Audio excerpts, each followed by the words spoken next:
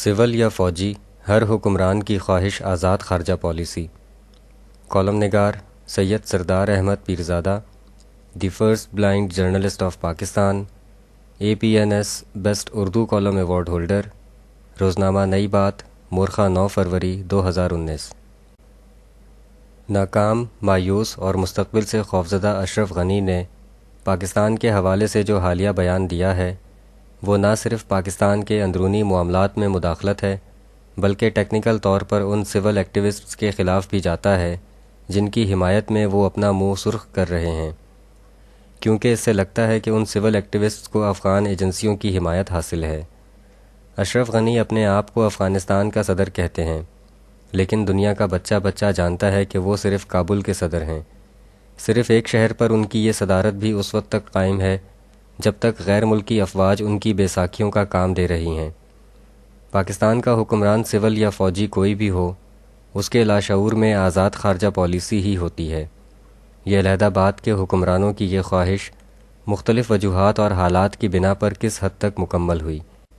اس کا ایک ثبوت پاکستان کے پہلے chief martial law administrator field marshal Muhammad Ayub Khan کی کتاب فرینڈز ناٹ ماسٹرز بھی ہے، جس میں وہ پاکستان کے لیے آزاد خارجہ پالیسی والی اپنی خواہش اور اس کا تجزیہ کرتے ہوئے واضح طور پر لکھتے ہیں کہ آج کل آزاد خارجہ پالیسی کی بڑی رٹ لگائی جا رہی ہے۔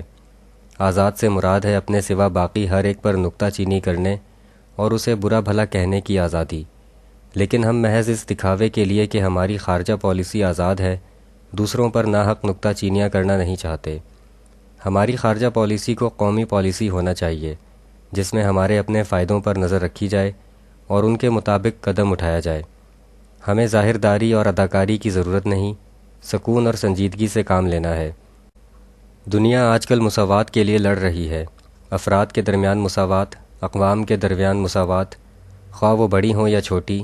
اس کے لیے ضرورت ہے کہ تمام دنیا صاف صاف اس بات کو تسلیم کر لے کہ ہر قوم مساویانہ حقوق اور مواقع کی مستحق ہے۔ دنیا کے ملکوں کی آزادی اور خود مختاری کی ان کے رقبے یا وسائل کی بنیاد پر درجہ بندی نہیں کی جا سکتی۔ یہ بڑی صاف سی بات ہے اور کوئی بھی اس سے انکار کی جرات نہ کرے گا، لیکن اس اصول کو دنیا میں نافذ کرانے کے کوئی ذرائع نہیں ہیں۔ یہ دنیا بڑوں ہی کی دنیا ہے، خواہ وہ 2 بڑے ہوں یا 3 بڑے یا 4 یا اور بھی زیادہ۔ یہی دنیا کی تقدیر کا فیصلہ کرتے اور اس کی راہیں متعین کرتے ہیں۔ ہمیں امریکہ پر یہ بات واضح کر دینی ہوگی کہ ہم اپنے مفادات کو نقصان پہنچائے بغیر کس حد تک اس کا ساتھ دے سکتے ہیں۔ چین کی عوامی جمہوریہ سے بیگانگی برتنا ہمارے مفاد کے خلاف ہے، اسی طرح سوویت یونین سے خوشگوار دوستانہ تعلقات قائم کرنا ہمارے مفاد کے حق میں ہے۔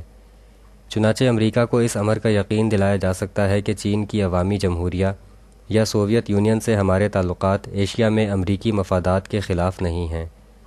امریکہ ہمیں جو اقتصادی امداد دے اس کے بدلے میں ہم اسے اپنی خیر سگالی اور تجارت و صنعت کے میدان میں اشتراکی عمل کے بڑھتے ہوئے مواقع پیش کر سکتے ہیں، لیکن اس کے بدلے میں وہ ہم سے کسی ایسی بات کی توقع نہ رکھے جس سے کسی تیسرے فریق کو نقصان پہنچتا ہو۔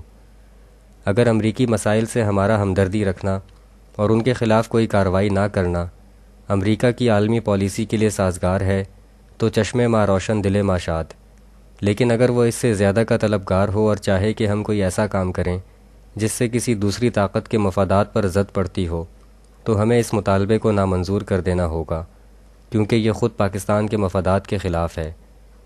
میں یہ جانتا تھا کہ ہمارے اس نئے طرز عمل کی بنا پر بعض اوقات ہمیں اس طرح کی صورت ضرور درپیش ہوگی۔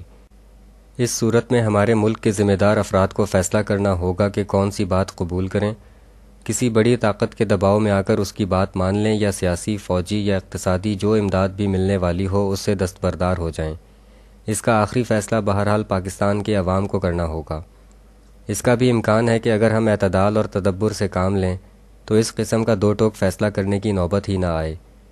چین کی بڑھتی ہوئی طاقت کے پیش نظر اب سوویت یونین اور امریکہ کی وہ اگلی سی عداوت رفتہ رفتہ ختم ہوتی جا رہی ہے، اور آئندہ کئی برس تک یہ تینوں طاقتیں مختلف ملکوں میں اپنا اپنا حلقہ اثر قائم کرنے کی جدوجہد میں مصروف رہیں گی۔ ان میں سے کوئی طاقت بھی کسی ابھرتے ہوئے ملک سے پورے طور پر علیحدگی اختیار کر لینا یا اس کی دشمنی مول لینا پسند نہیں کر سکتی۔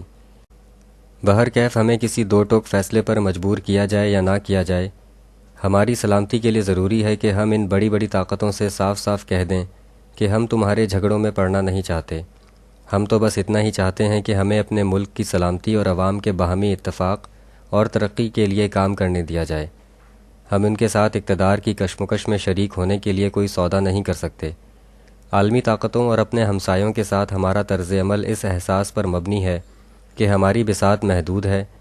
ہمیں نہ تو اس کی خواہش ہے نہ مقدور کہ ہم ان کے جھگڑوں میں خود کو پھنسا لیں۔ ہم اس حیثیت میں نہیں ہیں کہ ان کے فیصلوں پر اثر ڈال سکیں یا ان کے مسائل کو سلجھا سکیں۔ چنانچہ ہماری خارجہ پالیسی کی بنیاد یہ ہے کہ ہم سیاسی اور اقتصادی لحاظ سے چادر دیکھ کر پاؤں پھیلاتے ہیں۔ بس ہم یہ چاہتے ہیں کہ ہمیں اپنے حال پر چھوڑ دیا جائے تاکہ ہم اپنے اندرونی معاملوں کو سلجھائیں، اپنی قوم میں زیادہ سے زیادہ اتحاد پیدا کریں، ان کی بھلائی کے لیے کوشاں ہوں اور اپنی سیاسی اور نظریاتی انفرادیت کو برقرار رکھ سکیں۔